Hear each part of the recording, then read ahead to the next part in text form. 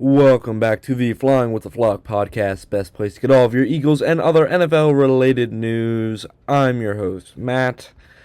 And ladies and gentlemen, we have made it through the Eagles bye week, so there's very little for me to talk about here in this beginning of the episode, so I'm just going to fill it with a lot of the NFL trade deadline news, and then we'll hop right into this weekend's games. But before we do all of that, if y'all could leave a like and subscribe down below, that would be much appreciated. I believe this is episode 50, so we get to celebrate a milestone here with 50 episodes being uploaded of this podcast. I want to thank you guys for listening that long and putting up with my BS, my rants, and anything else. Thank you again for allowing me and giving me the encouragement to get through 50 episodes, and hopefully here's to another 50, and we'll see. Maybe once we reach 100 I might do something special, but till then, let's just hop right into some of this NFL news. So since yesterday was November 4th, that was the NFL trade deadline, meaning there were some trades that really shaped how the NFL is going to look moving forward. Alright, so the big one that I did not see, that I kind of got blindsided by, was Sauce Gardner, the cornerback for the New York Jets, got traded to the Indianapolis Colts, and that sure was not on my bingo card. The Jets are going through another rebuild, it seems, with Justin Fields and Aaron Glenn, obviously. And so they're sending away some defensive stars for first-round picks. And they got a lot of first-round picks. I think they got like 3 or 4 from yesterday, which will help them significantly moving forward. The Jets, out of this trade, acquired 2 first-round picks and wide receiver Adonai Mitchell, who is kind of an underrated player that kind of gets buried in the depth chart behind Michael Pittman Jr. and Alec Pierce over in Indianapolis. So hopefully this gives Garrett Wilson with the Jets a solid running mate now, and it gives Justin Fields a better target downfield. The Colts seem to be going all in this year to win under Daniel Jones and this 7-2 season so far. And they're improving only one of their only weak spots, that being the secondary. So with this Sauce Gardner trade, to me it signifies that the Colts have faith, especially moving forward past this year, that the same core of players, Daniel Jones, Michael Pittman Jr., Jonathan Taylor, and head coach Shane Steichen, can find a way to win, not just this year, but also moving forward. On top of that, Sauce Gardner still just signed a contract extension this past summer, so the Colts will have to pick up a hefty price, around $100 million guaranteed. But they ultimately bring in a solid player when he is healthy. Sticking on some Jets defensive players getting traded, the Cowboys acquired defensive tackle Quinnen Williams. Again, another case of the Jets rebuilding by selling off their top defensive starters for this time for a second-round pick, a first-round pick, and defensive tackle Mazi Smith from the Cowboys. The Cowboys are looking to rebound after an embarrassing loss on Monday night to the Cardinals, which we will touch on in a little bit here. And ultimately, a trade like this does help. They also got Logan Wilson from the Bengals, but that wasn't that huge enough for me to kind of touch on it here in depth. Ultimately, Quinnen Williams is a solid pickup for the Cowboys, though he is aging. He's about to hit 29, I believe, sometime early next year, I want to say. I think Quinnen Williams. No, he's going to hit 28 in December 21st. So he still has a couple years left in the tank for the Cowboys. So that's a solid pickup for them. But ultimately, they need to find a long-term defensive tackle to really hold down that line and anchor it since Micah's been gone.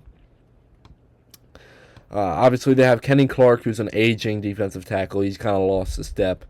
They bring in Quinnen Williams, another older defensive tackle, though still has some more tread left on the tires. And Logan Wilson as well. So this Cowboys defensive line is trying to beef themselves up, especially after losing Micah Parsons. But ultimately, to me, it doesn't really move the needle much. To me, the problem isn't with their defensive line; it was more with their secondary, and they did not really tackle that at all with any of the trades that they had. But speaking of trading for pieces in the secondary, the Eagles had quite a few moves. There was one last week that I didn't really touch on. It was Michael Carter II from the Jets. But there are two bigger moves that have happened since last week's episode. The first one being the Eagles acquired cornerback Jaire Alexander from the Baltimore Ravens. Obviously, Jaire Alexander, most known for his time in Green Bay, could be able to play. Well, both the players I'm going to touch on had the chance to play on Monday night against the Packers. But Jaire Alexander, what really excites me is that it should be of note that Jaire Alexander is reuniting with his defensive backs coach, Christian Parker, who did have a tenure up in Green Bay, and he ultimately helped Jaire become the two-time Pro Bowler he is today. I mean, both times that Jaire made the Pro Bowl, Christian Parker was his defensive backs coach. So, to me, it should be of note that they are reuniting. And maybe if Jaire can stay healthy, maybe, just maybe, he can return to form for the Philadelphia Eagles here and help them go on a run. The other player that I wanted to touch on was Jalen Phillips from the Dolphins. I was not expecting this trade. I was expecting Bradley Chubb, which we talked about last week. Well, this is another defensive edge from the Miami Dolphins. And ultimately, he has been injury-prone over the past few years, so maybe some new scenery would be better for him. Ultimately, he's still on his rookie deal, so because he was drafted back in 2021, so he's in his third year currently. Oh, no, sorry, he's in his fourth year. Jesus, I don't know why I thought it was 2024. He's in his fourth year, so last year. So he has something to prove, especially with the Eagles now, and he has a large chance. Nolan Smith, we're not sure if he's going to be ready to go for Monday night. I feel like he probably will.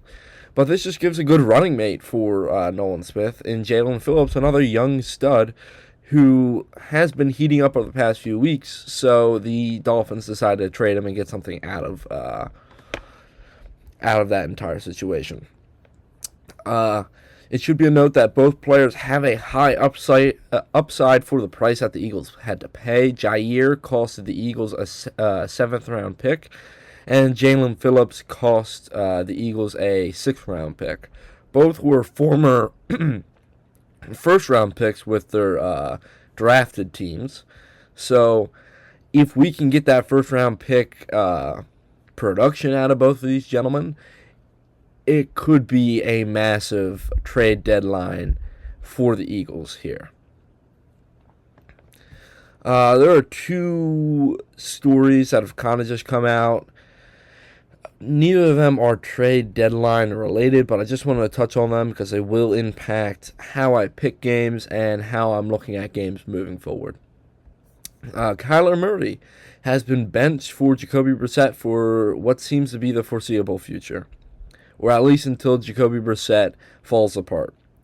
Murray's future in Arizona is now being brought into serious question, especially after Monday's upset win against the Cowboys with Brissett under center. And I think this might be Kyler's end here in Arizona.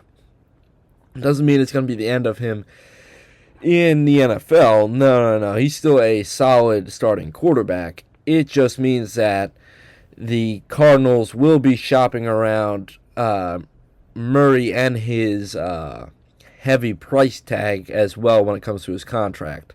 So they might have to send like a 5th or 4th round pick alongside Murray to a team to ultimately try to outweigh that contract that's following him. And the other story that I wanted to touch on was Jayden Daniels is out for the foreseeable future with a dislocated elbow. Head coach Dan Quinn takes the full blame for Daniels' injury, since the injury happened in a blowout loss late in the 4th quarter. All right, so let's get into some of my top 5 teams. All right, there's not too much movement. So what I have is the Colts at number 5. Why? The Colts did lose to the Steelers this week. Steelers did look fairly good, especially on the defensive side of the ball, and the Colts gave up 5 turnovers. You can't do that as a successful team in the NFL, is turning the ball over 5 times. So ultimately, that's why I stuck them at the 5th place here. It's hard to say whether they're going to rebound. I would assume that they will, and they will focus on running the ball more than anything else against the Falcons this upcoming week.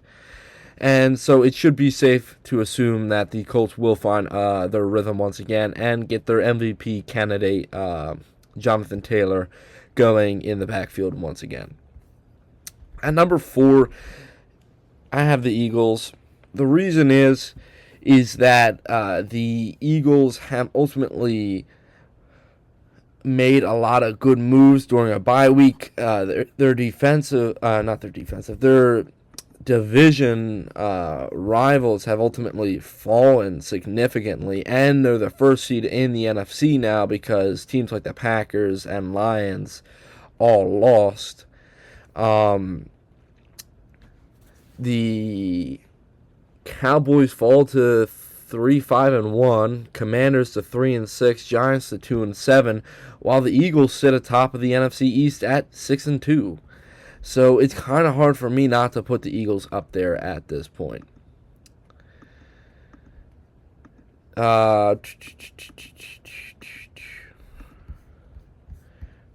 At number 3, we have... where are they? They're somewhere here. We have the Seattle Seahawks. The Seahawks went out there and dominated on Sunday Night Football. And they ultimately just keep proving to me that Sam Darnold is a top-tier quarterback in the league now. And JSN is a top 2 wide receiver right now. So ultimately, as long as they can continue a consistent running game, which they've been able to do so far this season, it hasn't been the best running game, but it's been consistent enough to open up the play action for Sam Darnold. If they can keep Darnold upright and from seeing ghosts late in the season, I think Seattle has a solid shot at battling for that first overall seed. Obviously, they lost to the Buccaneers early on, so that's going to be rough for them. And they lost to... Well, no, they didn't lose to the Eagles, but the Buccaneers lost to the Eagles, which means that the Seahawks are going to be seeded at least 3 if it goes Eagles-Bucks. So it all really depends on how this playoff picture shakes out for them. But ultimately, I have the Seahawks at 3 because of how Sam Darnold has performed over the last few weeks. At number 2, I have the Buffalo Bills. They just beat the Kansas City Chiefs, and it wasn't a pretty matchup for either side. They beat the Chiefs 28-21, but it felt like the Chiefs should have lost by a lot more. Ultimately, they are not the best team in the NFL. But to me, they are still one of the top tier. They're only behind the Patriots because the Patriots beat them. And I feel like the Patriots' reckoning is coming while as the Bills are starting to heat up. So I do have the Bills at 2 because they have ultimately proven to me that maybe they can stop the boogeyman, holding Patrick Mahomes to a 44% completion rating during this game. So we'll just have to wait and see how it really shakes out big picture-wise, but I feel like the Bills are a safe pick for my number 2 spot here. And at number 1, I still have the Lions. I know they lost to the Vikings, but it was such a close loss, and they are in such a tight division that I still feel like whoever comes out on top of that has a chance at being the number 1 in the NFL. And I just have a feeling that the Lions will find a way to win day in and day out. It's really just a question of whether they can hold it together during the playoffs. And so the Lions have been, I feel like, at my number 1 for the past 3 weeks. So overall, they continue their status as the number 1 in the NFL in my eyes. And so, yeah, Lions at number 1. So for a recap, it is Colts at 5, Eagles at 4.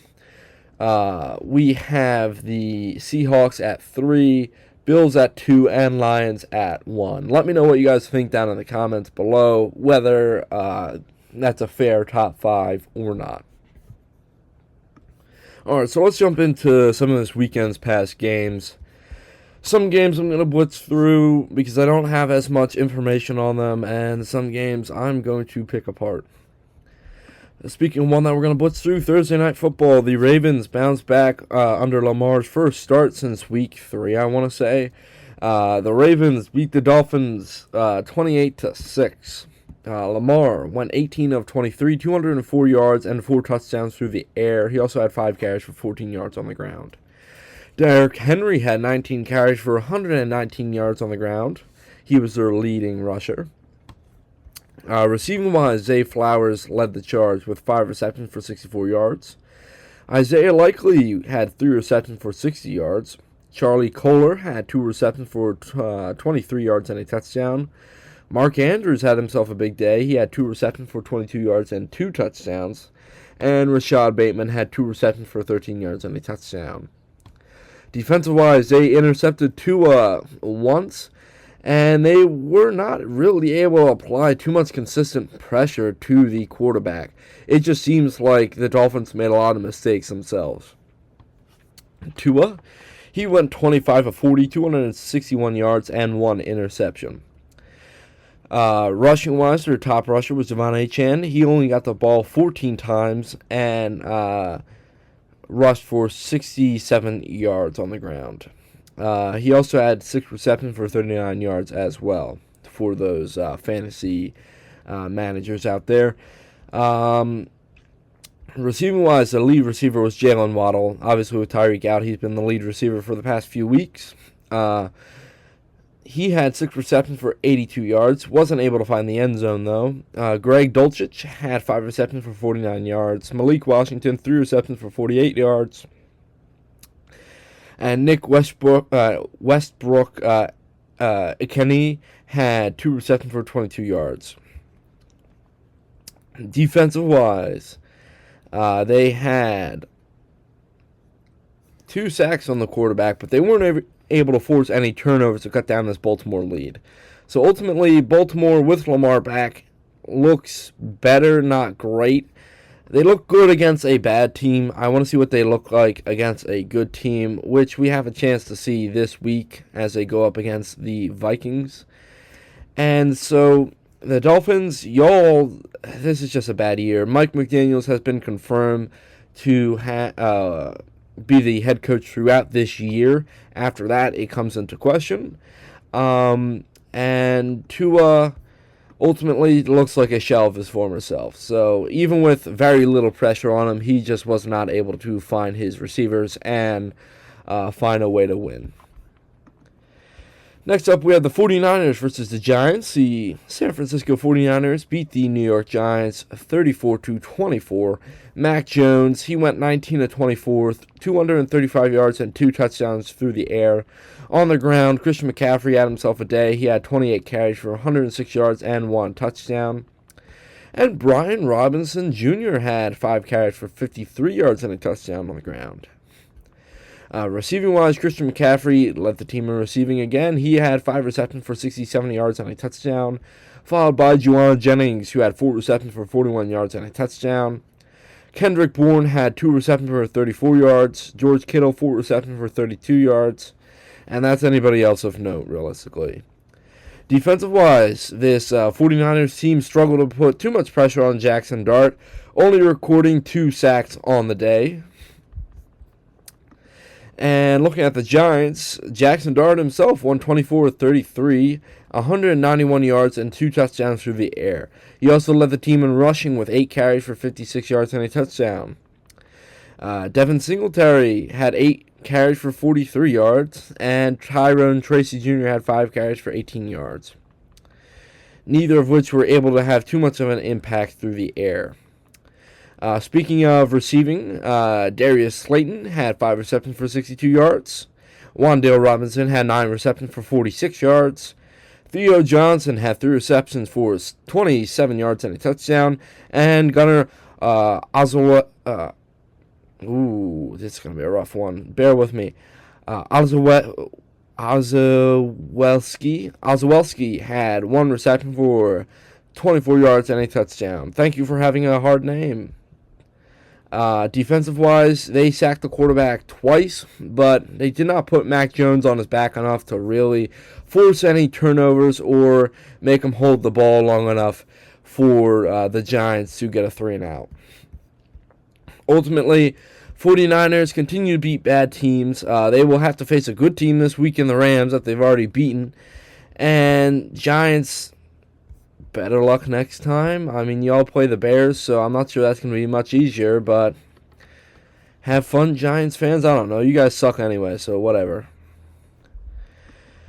Next up, we have Chargers-Titans, which was a tighter game than I would have predicted. The Chargers beat the Titans 27-20. Justin Herbert went 19-29, 250 yards, and 2 touchdowns with 1 interception through the air. Where the problem comes in is he was also their lead rusher with 9 carries for 57 yards and a touchdown. Behind him was Jarrett Patterson with 9 carries for 44 yards. Kamani Vidal had 12 carries for 30 yards. He was not able to find anything on the ground.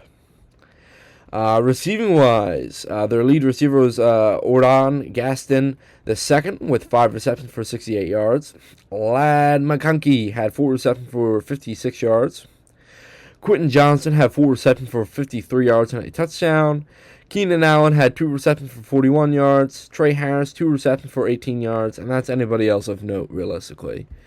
Defensive-wise, they were able to sack the quarterback, it looks like fairly consistently. They got 4 sacks on the day. But they weren't able to force any turnovers by the rookie or any other player, realistically, on their offense. Speaking of the rookie sensation, we have Cam Ward, who went 12 of 21, 145 yards on the day through the air. On the ground, their lead rusher was Tony Pollard, who had 10 carries for 56 yards. Tajay Spears had 7 carries for 26 yards as well. They probably should have run the ball more, in my opinion, but that's just me. Their lead receiver was Alec Amenayor with 3 receptions for 46 yards. Tajay Spears has 3 receptions for 36 yards. Van Jefferson has 1 reception for 21 yards. Gunnar Helm has 1 reception for 15 yards. Tony Pollard has 1 reception for 12 yards. And Chisholm Okonkwo has 2 receptions for 10 yards. Defensive-wise, they were able to intercept Justin Herbert, like we discussed earlier, but they were also able to sack the quarterback quite a few times. Roughly 5 times they were able to get after the quarterback, which is a solid performance for this Titans defense. Ultimately, if this was any other team, I feel like that they probably would have won, but the Chargers are a good team. They will find a way to win off the back of Justin Herbert's play, and yeah. Ultimately, it's a good win by the Chargers, and moving forward, Titans look a little bit more promising. If they can run the ball more and take a little bit less pressure off of Cam Ward, I feel like that would be a better formula for them. And Chargers, Joe Alt went down with a season-ending injury, so they traded for a tackle from the Saints, Chad Penning. So we'll see how that works out. But Chargers, as long as you all can stay healthy, you all might have a promising season laid out ahead of you guys. Vikings and Lions, we already alluded to this with the Vikings beating the Lions 27-24. J.J. McCarthy went 14 of 25, 143 yards, 2 touchdowns, and 1 interception through the air. Aaron Jones, he suffered a shoulder injury during this game, but before that he had 9 carries for 78 yards. Jordan Mason had 10 carries for 36 yards. J.J. McCarthy himself had 9 carries for 12 yards and a touchdown on the ground. Receiving-wise, their lead receiver was Jordan Addison with 2 receptions for 48 yards. Justin Jefferson had 6 receptions for 47 yards and a touchdown. Aaron Jones had 2 receptions for 20 yards. Jalen Nailor had 1 reception for 16 yards. And T.J. Hawkinson had 2 receptions for 11 yards and a touchdown. Defensive-wise, they were able to sack Jared Goff 5 or 6 times, but they weren't able to force any turnovers from Goff, rather just stalling out this offense just enough to allow the Vikings to dominate time of possession. Speaking of the Lions themselves, Jared Goff went 25 for 37, 284 yards, and 2 touchdowns through the air. On the ground, David Montgomery was the lead rusher with 11 carries for 40 yards and a touchdown. Jahmyr Gibbs had 9 carries for 25 yards. Receiving-wise, their lead receiver was Amon-Ra St. Brown, who had 9 receptions for 97 yards. Sam Laporta had 6 receptions for 98 yards and a touchdown. Jameson Williams had 4 receptions for 66 yards and a touchdown, and that's really anybody else of note. Defensive-wise, they were able to sack the quarterback 4 or 5 times, forcing 1 interception by J.J. McCarthy, and ultimately they could not capitalize on it as much as they would hope, falling 3 points short to their division rival, the Minnesota Vikings, allowing the Vikings to advance to 500 on the season at 4-4, with the Lions going 5-3 as well. Next up on the block, we have the Patriots versus Falcons game. The Patriots, to me, this is an honorable mention right off my top 5 list, in my opinion. The Patriots, Drake May, the Patriots won 24-23. Drake May went 19 of 29, 259 yards, 2 touchdowns, and 1 interception through the air. He also had 8 carries for 20 yards on the ground. Trevion Henderson was their lead rusher with 14 carries for 55 yards, but it was Terrell Jennings who found the end zone. He had 11 carries for 35 yards and 1 touchdown. Receiving-wise, Demario Douglas was the lead receiver with 4 receptions for 100 yards and a touchdown, followed by Hunter Henry with 4 receptions for 51 yards. Stephon Diggs was able to find himself the end zone today. He had 3 receptions for 38 yards and a touchdown. And Trevion Henderson had 4 receptions for 36 yards. Defensive-wise, they were able to sack the quarterback once, so they were not really able to apply consistent enough pressure to put Michael Penix Jr. behind the 8 ball. Speaking of Michael Penix Jr., he went 22 of 37, 221 yards, and 3 touchdowns through the air. He also had 2 carries for 19 yards on the ground. Bijan Robinson got held to under 50 yards. He ultimately had 12 carries for 46 yards. So the Patriots have continued their successful streak of holding running backs under 50 yards or less.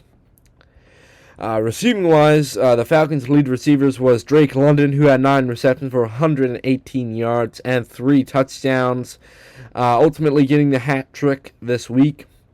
Bijan had 8 receptions for 50 yards. Kyle Pitts had 4 receptions for 38 yards, and Darnell Mooney had 1 reception for 15 yards. Defensive-wise, they intercepted Mac Jones. Holy Jesus. They intercepted Drake May once, and were able to sack him 6 times, ultimately applying enough pressure to keep themselves within the game, but not enough to ultimately defeat the Patriots.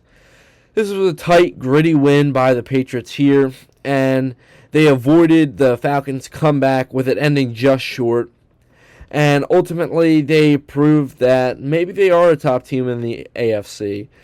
To me, they're still a wild card team. I believe the Bills will catch up and surpass the Patriots, with the Patriots probably starting to shake, especially in the last quarter of the season.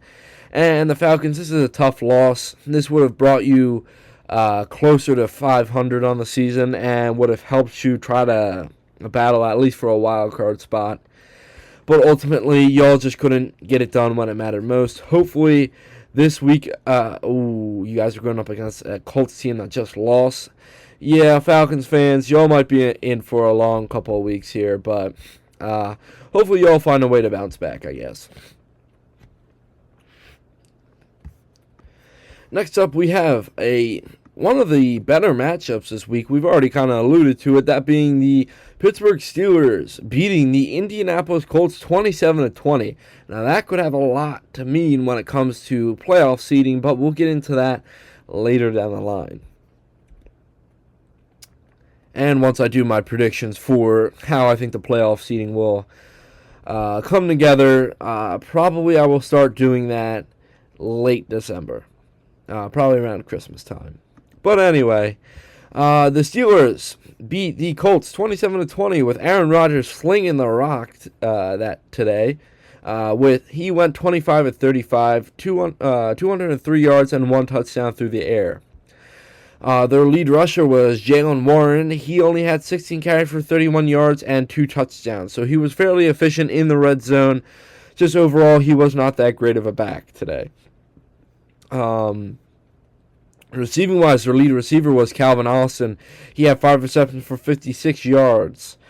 Darnell Washington seemed to be all over this passing offense on Sunday. He only had 4 catches for 43 yards, but it felt like 6 or 7 from how the game was going. Kenny Gainwell, he also had 4 receptions for 35 yards. Pat Freiermuth had 3 receptions for 27 yards and a touchdown. Jonnu Smith had 3 receptions for 25 yards. And DK Metcalf had 2 receptions for 6 yards. A quite quiet day for Metcalf, which is kind of weird, in my opinion. Defensive-wise, they had 3 interceptions on Daniel Jones, and they also forced 2 fumbles as well. They sacked the quarterback, it looks like 5 or 6 times, so they put a lot of pressure on Daniel Jones early and often, getting a lot of turnovers from that. Speaking of Daniel Jones, he went 31-50, 342 yards, 1 touchdown, and 3 interceptions on the day. Jonathan Taylor had 14 carries for 45 yards. Daniel Jones had 3 carries for 4 yards and a touchdown on the day. Receiving-wise, Alec Pierce had 6 receptions for 115 yards. Michael Pittman had 9 receptions for 115 yards. Josh Downs had 6 receptions for 57 yards and a touchdown. Tyler Warren had 2 receptions for 62 yards, and Jonathan Taylor had 2 receptions for 12 yards. Defensive-wise, they were able to sack Rodgers, it looks like 3 times, but they were not able to apply too much pressure to set this Steelers offense back. It was more in the running game that they were able to be fairly dominant off of this defensive line. And turnovers-wise, yeah, they did not get any to help them. So, ultimately, this Colts team, like we already mentioned, is going to go, home. I think they're going to be home against Atlanta. And they're going to be home against Atlanta and have a chance to beat up on a down Falcons team. And then they're going to have to face the Chiefs in 2 weeks. So, ultimately, that's going to be a huge test to see whether the Colts are the real deal or not. And that's going to be primetime football, in my opinion. Steelers, they remain ahead in their division. Now with Lamar back, the Ravens are in second after that Thursday night win, with the Bengals being in third now after their loss to the Bears, which we'll get into in a little bit here. And so the Steelers really need to step on the pedal here. They need to compile some wins moving forward.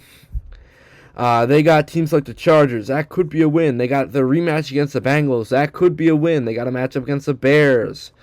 That could be a win. So if they can start compiling some of this, so once they hit their harder stretch where they got to go Bills, Ravens, Dolphins, Lions, that's going to be an interesting stretch to watch the Steelers in.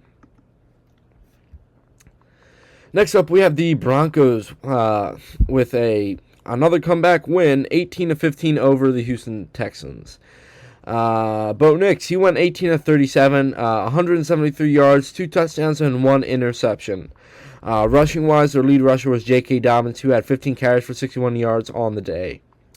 Bo Nix also had 3 carries for 36 yards as well on the ground. Receiving-wise, their lead receiver was R.J. Harvey, who had 5 receptions for 51 yards and a touchdown. Cortland Sutton had 1 reception for 30 yards and a touchdown. Troy Franklin had 4 receptions for 27 yards. Adam Troutman had 2 receptions for 25 yards, and Pat Bryant had 2 receptions for 20 yards.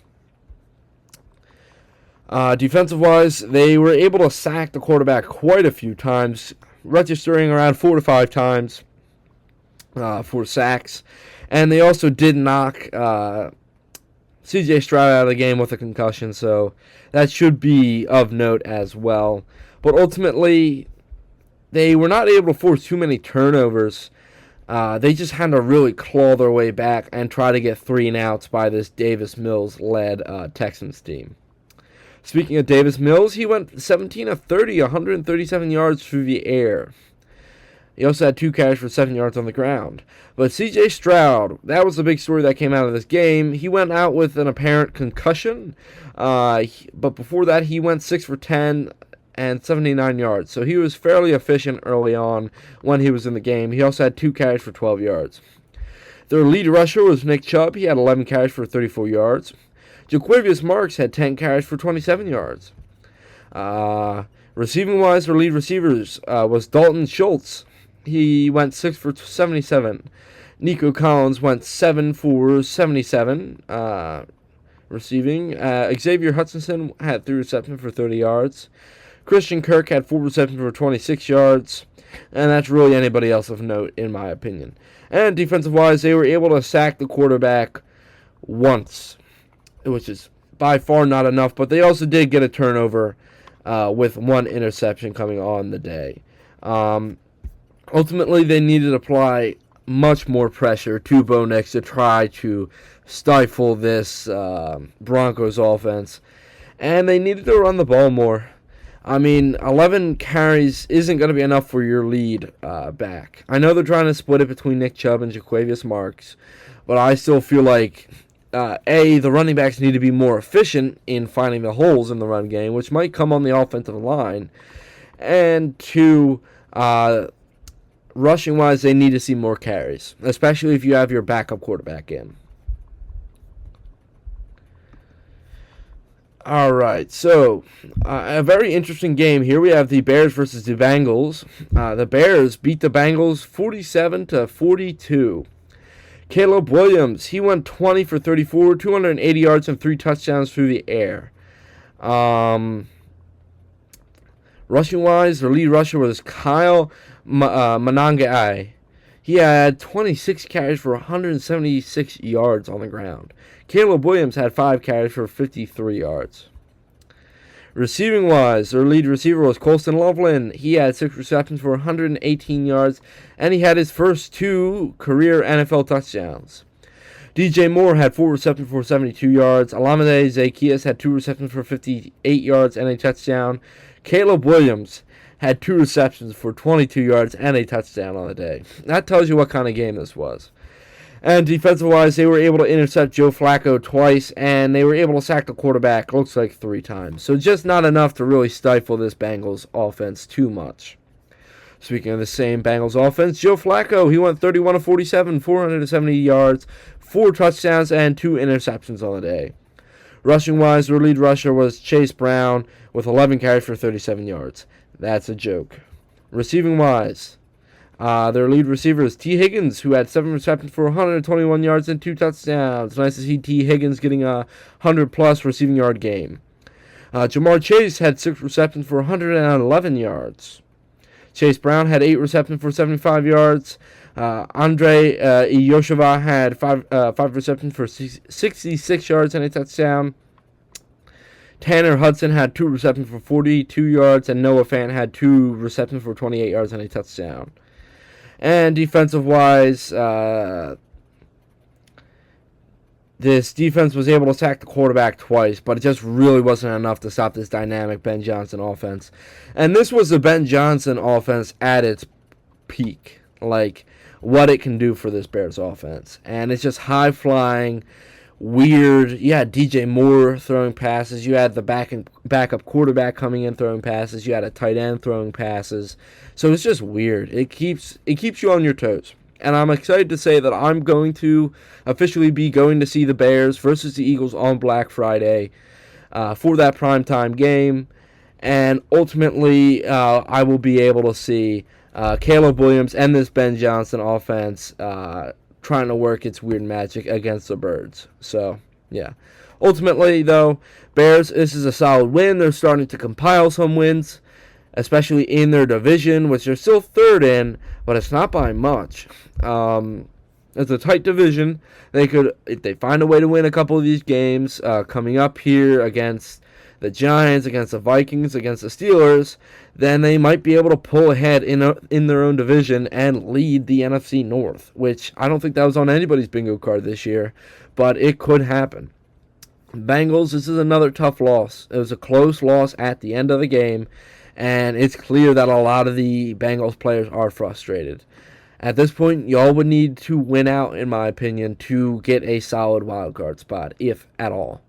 So, y'all had a bye week, then you guys have the Steelers, then the Patriots, and the Ravens, and the Bills. That's not an easy stretch. Y'all might be able to upset the Patriots and the Ravens. I'm not sure about the Steelers and the Bills, especially if that same Steelers defense that showed up this past weekend against the Colts show up against you guys. Next up, we have one of the upsets of the weekend, in my opinion, probably the upset of the weekend, that being the Carolina Panthers beating the Green Bay Packers 16-13. The Panthers, Bryce Young went 11 for 20, 102 yards, and 1 interception. Not a great day for Bryce Young, but still was efficient, especially on that game-stealing drive. Rico Dowell, he had 25 carries for 130 yards and 2 touchdowns. Continues to be the lead back, and I think Chuba Hubbard is going to take a back seat this season. Receiving-wise, Terrell McMillan had 4 receptions for 46 yards. He was their lead receiver. Xavier Legette had 1 reception for 22 yards. Rico Dowell had 2 receptions for 11 yards. Jalen Coker had 1 reception for 9 yards, and that's really anybody else that I can really mention. And defensive-wise, they were able to intercept Jordan Love once, and they were able to sack the quarterback once. So they weren't really able to apply... No, I think they applied more pressure than this shows from the clips that I've seen. So ultimately, I think that the stats are going to lie, at least for the Panthers defense in this one. On the Packers side of the ball, Jordan Love went 26 of 37, 273 yards, and 1 interception on the day. Rushing-wise, their lead rusher was Josh Jacobs, who had 17 carries for 87 yards and a touchdown. Receiving-wise, Romeo Doubs continues to be one of their lead receivers this season. He had 7 receptions for 91 yards. Christian Watson had 2 receptions for 58 yards. Luke Musgrave had 3 receptions for 34 yards. Chris Brook had 2 receptions for 24 yards. Tucker Kraft had 2 receptions for 20 yards. Josh Jacobs had 2 receptions for 13 yards. And the rookie, Matthew Golden, had 2 receptions for 9 yards.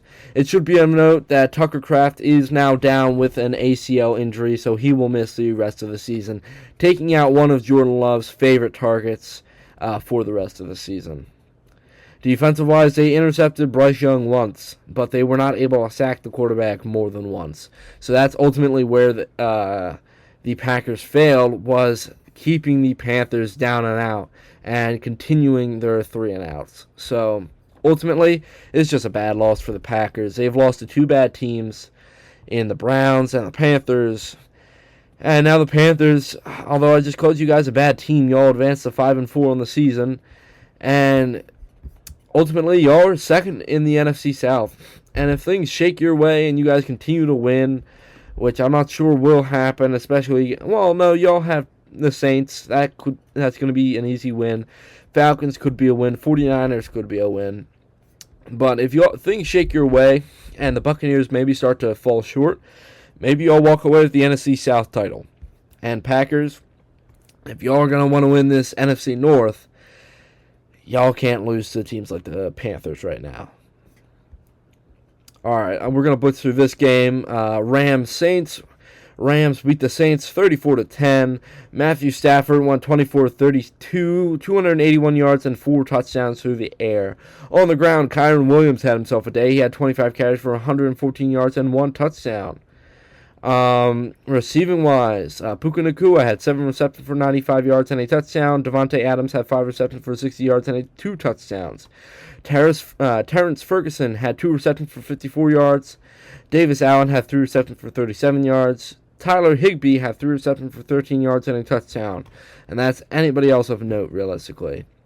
Defensive-wise, they were able to intercept the rookie Tyler Shough once, and they were only able to sack him once, which is kind of surprising for how poor this Saints offensive line is and how good this Rams defensive line is. So I wouldn't be surprised if the stats are lying and they were able to apply a little bit more pressure and just force the team to go 3 and out. Speaking of Tyler Shough, he went 15 for 24, 176 yards, 1 touchdown, and 1 interception in his first start. Their lead rusher was Taysom Hill, who had 4 carries for 30 yards. Alvin Kamara had 6 carries for 14 yards. Receiving-wise, Rashid Shaheed, who just got traded to the Seahawks, had 5 receptions for 68 yards. He led the team in receiving. Chris Olave had 3 receptions for 57 yards. Juwan Johnson had 3 receptions for 31 yards and a touchdown. Brandon Cooks had 2 receptions for 16 yards. Defensive-wise, they were able to sack the quarterback twice getting after Matthew Stafford, so a little bit of pressure, but it just really wasn't enough to slow down this hot Rams offense right now. So, yeah, that's it. I don't really have notes for that one. We're just going to move on to the next one. This one was a nail-biter. The Jacksonville Jaguars beat the Las Vegas Raiders in overtime, 30-29. Trevor Lawrence, he went 23 of 34, 220 yards, and 1 interception on the day. Rushing-wise, Travis Etienne had 22 carries for 84 yards. You were hoping that he would be a little bit more efficient. Bashal Tutin had 9 carries for 29 yards and a touchdown. Trevor Lawrence had 9 carries for 24 yards and 2 touchdowns on the ground. Receiving-wise, their lead receiver was Parker Washington. He had 8 receptions for 90 yards. And Brian Thomas Jr. had 3 receptions for 55 yards. Travis Etienne had 5 receptions for 31 yards. Travis Hunter will be out for at least 3 more weeks because he got placed on IR dealing with a knee injury. So hopefully he'll return the team pretty quickly. But they were able to get the win still without their rookie star missing. Defensive-wise, they were able to apply a little bit of pressure on Geno, ultimately sacking him twice and picking him off once as well. This defense, though, did show a lot of bend but don't break, especially late in overtime, ultimately standing the Raiders up almost on the goal line to win the game. And I do want to note, because I got to call it out, Cam Little broke the NFL longest field goal record with him now owning the longest, being at 68 yards. Yeah, so I just want to point that out. Congrats to Cam Little on the record there. Geno Smith, he went 29 of 39, 284 yards, 4 touchdowns, and 1 interception on the day. So he was fairly efficient through the air. Ashton Jeanty, he had 13 carries for 42 yards. You would hope to see more out of their rookie running back.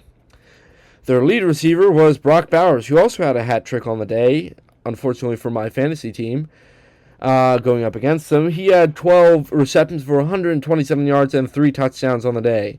Ashton Jeanty had 5 receptions for 47 yards and a touchdown. Trey Tucker had 3 receptions for 38 yards. Michael Mayer had 3 receptions for 26 yards.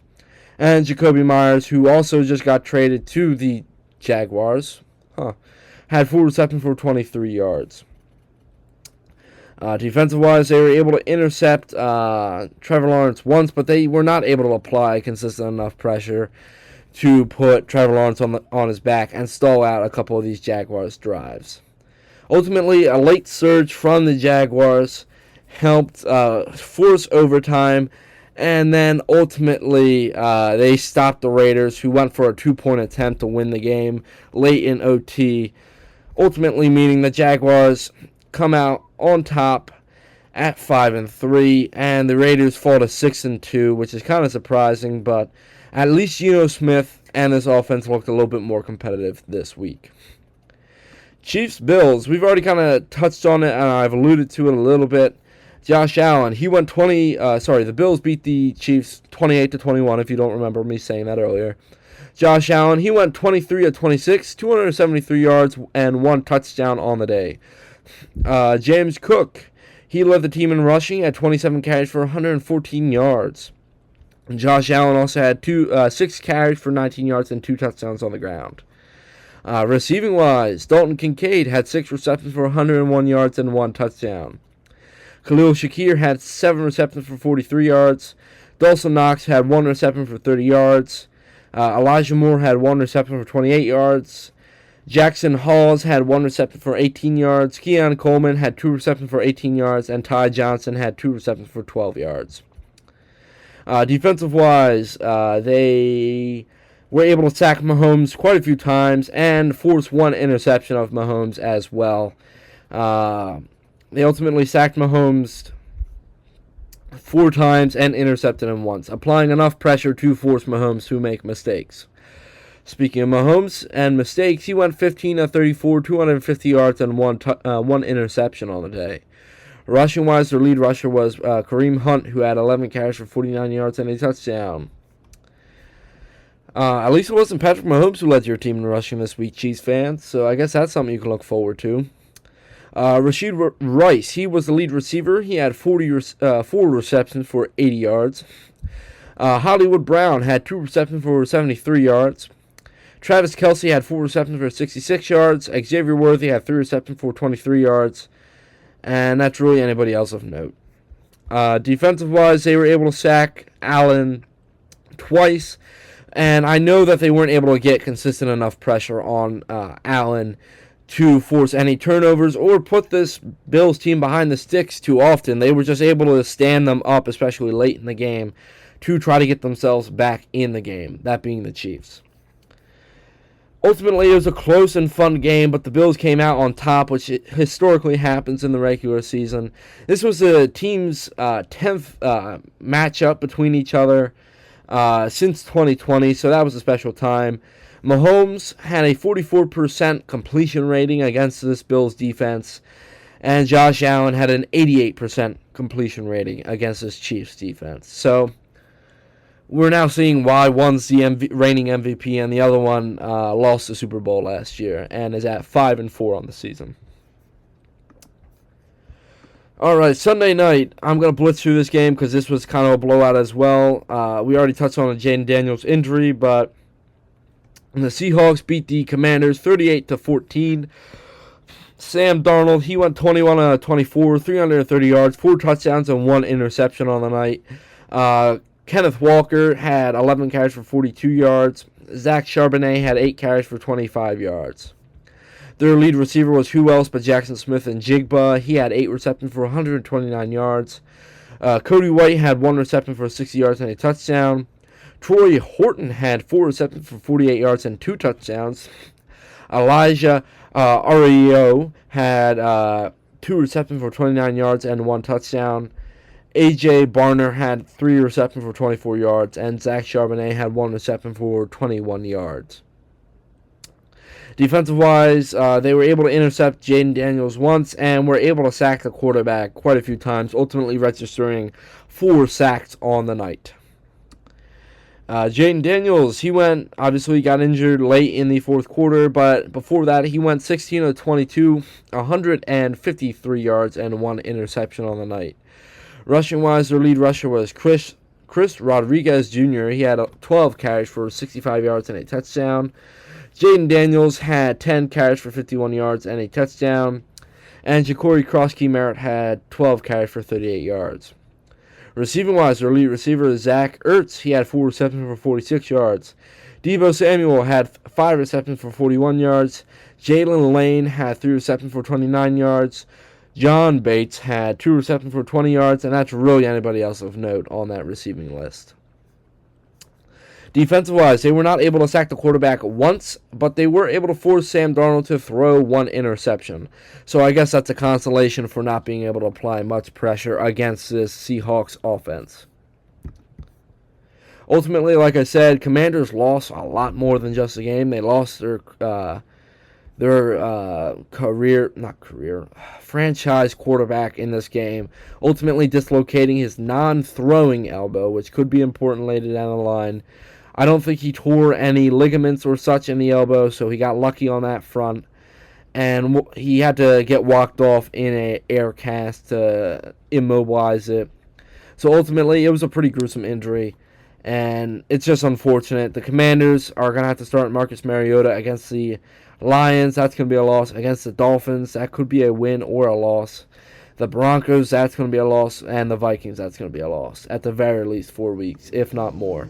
So, apologies for this background noise. I'm going to be wrapping up here soon, but there is a leaf blower. Of course, they are doing work outside of my house. So, we're going to move away from all that noise for the end of this episode, hopefully.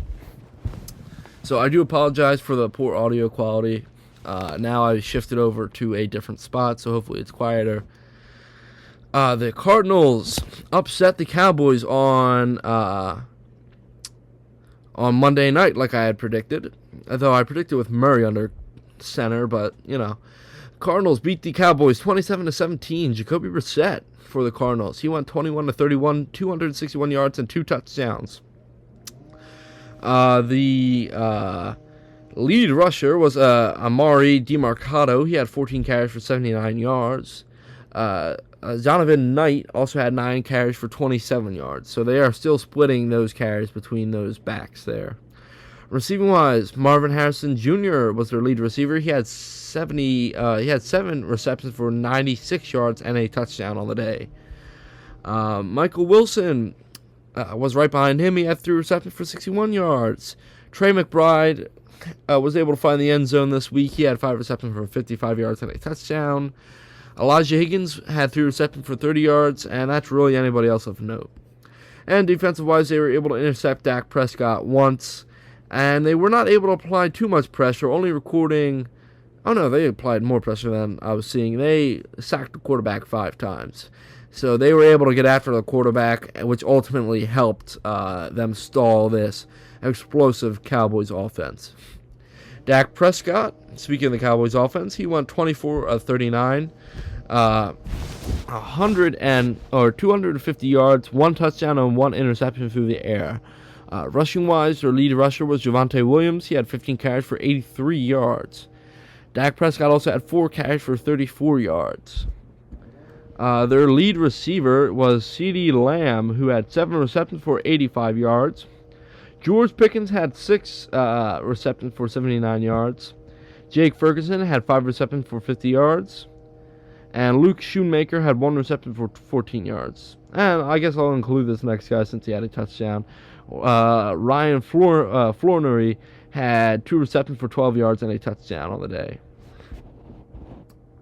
Defensive-wise, they were able to sack the quarterback 5 times, so they were able to get after Jacoby Brissett.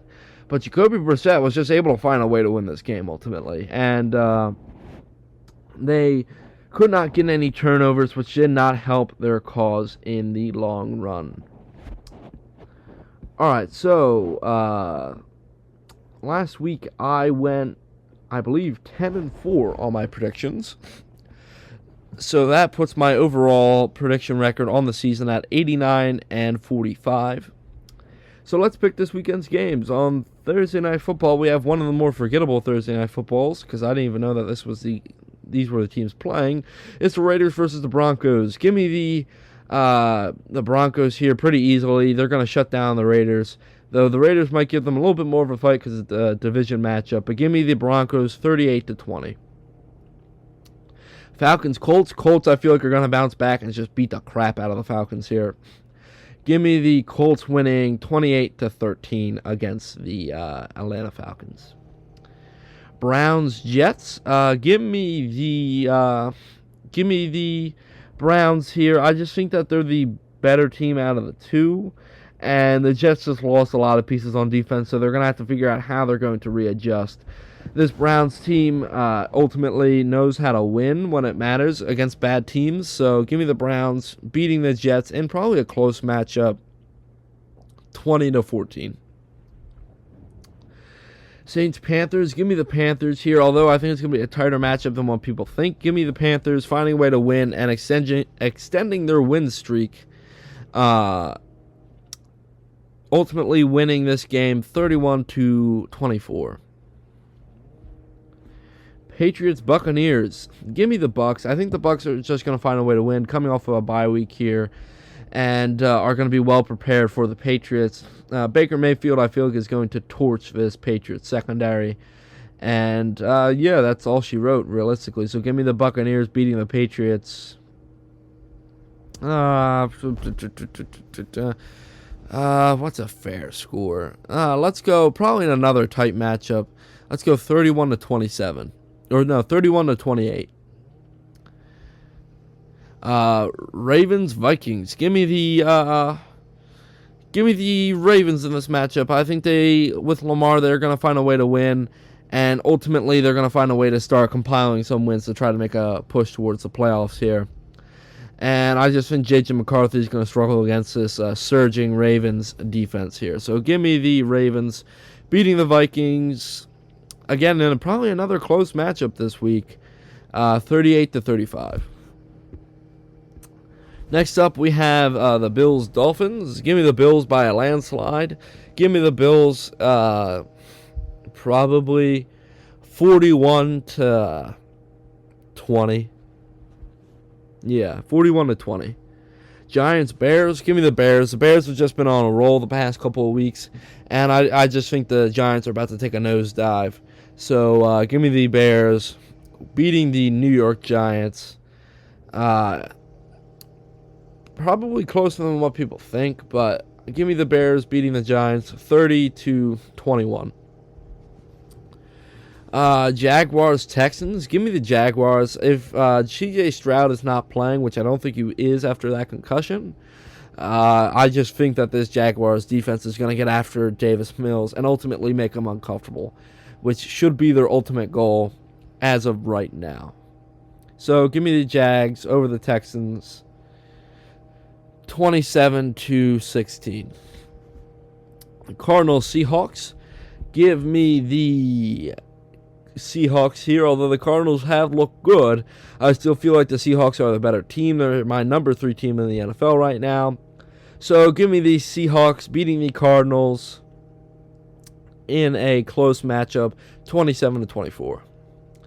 Lions-Commanders. I think the Lions are about to beat up on the Commanders, especially with Marcus Mariota being the starting quarterback for the Commanders now. The Lions ultimately trying to find a bounce-back win in more of a primetime slot. Give me the Lions winning 44-23. Rams 49ers. Give me the Rams here. I know the 49ers beat the Rams earlier this season on a last-second fumble recovery at the goal line, but I don't think Sean McVay makes the same mistakes twice. So give me the Rams beating the 49ers here and asserting their dominance over the NFC West. Give me the Rams 34-31. Steelers-Chargers. That's going to be a good game. A lot of physical football, but give me the Steelers. If this defense that showed up last week shows up against this banged-up Chargers offensive line, I think Justin Herbert's going to have himself a long night here on Sunday night. So give me the Steelers winning over the Chargers 31-21. And lastly, on Monday Night Football, you have your Philadelphia Eagles against the Green Bay Packers. I can't go against the Eagles coming off of a bye week against a team that tried to screw them over in the offseason, trying to vote the brotherly shove out of the NFL. So give me the Eagles beating the Packers. Let's see here. It's going to be a little bit of a closer game than people think, but give me the Eagles 27 over the Packers 17.